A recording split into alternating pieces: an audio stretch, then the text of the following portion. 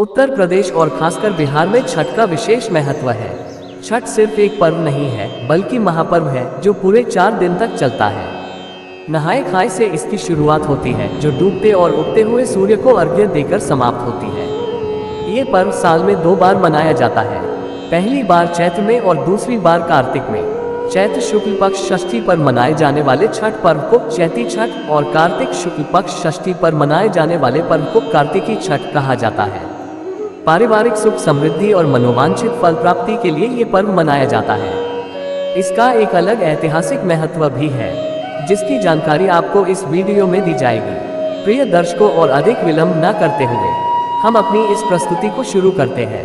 इससे पहले आप सभी से हाथ जोड़कर निवेदन है कि आप हिंदुस्तान के इस चैनल को सब्सक्राइब अवश्य करें और आप इस वीडियो को हिंदुस्तान के कौन से राज्य या शहर से देख रहे हैं हमारे बॉक्स में अवश्य लिखें और वीडियो एक लाइक करके हमें प्रोत्साहित करना ना भूलें। माता सीता ने भी की थी सूर्यदेव की पूजा। छठ पूजा की परंपरा कैसे शुरू हुई, इस संदर्भ में कई कथाएं प्रचलित हैं। एक मान्यता के अनुसार जब राम सीता 14 साल के वनवास के बाद अयोध्या लौटे थे, तब रावण वध के पाप से मुक्त होने के लिए उन्होंने ऋषि मुनियों के आदेश पर राजसूय यज्ञ करने का फैसला लिया। पूजा के लिए उन्होंने मुग्दल ऋषि को आमंत्रित किया। मुग्दल ऋषि ने मां सीता पर गंगाजल छिड़क कर पवित्र किया और कार्तिक मास के शुक्ल पक्ष की षष्ठी तिथि को सूर्यदेव की उपासना करने का आदेश दिया। इससे सीता ने मुग्दल ऋषि के आश्रम में रहकर 6 दिनों तक सूर्यदेव भगवान की पूजा की थी। सप्तमी को सूर्योदय के समय फिर से अनुष्ठान कर सूर्यदेव से आशीर्वाद प्राप्त किया था। महाभारत काल से हुई थी छठ पर्व की शुरुआत। हिंदू मान्यता के मुताबिक कथा प्रचलित है कि छठ पर्व की शुरुआत महाभारत काल से हुई थी। इस पर्व को सबसे पहले सूर्यपुत्र कर्ण ने सूर्य की पूजा करके शुरू किया था। कहा जाता है कि कर्ण भगवान सूर्य के परम भक्त थे और वो रोज घंटों तक पानी में खड़े होकर उन्हें अर्घ्य देते थे। सूर्य की कृपा से ही वह महान योद्धा बने। आज भी छठ में अर्घ्य दान की यही परंपरा प्रचलित है। द्रौपदी ने भी रखा था छठ व्रत। छठ पर्व के बारे में एक कथा और भी है। इस किंवदंती के मुताबिक जब पांडव सारा राजपाट जुए में हार गए, तब द्रौपदी ने छठ व्रत रखा था। इस व्रत से उनकी मनोकामना पूरी हुई थी और पांडवों को सब कुछ वापस मिल गया। लोक परंपरा के अनुसार सूर्य देव और छठी मैया का संबंध भाई बहन का है, इसलिए छठ के मौके पर सूर्य की आराधना फलदायी मानी गई। क्या है छठ का पौराणिक महत्व? इन कथाओं के अलावा एक और किंवदंती भी प्रचलित है।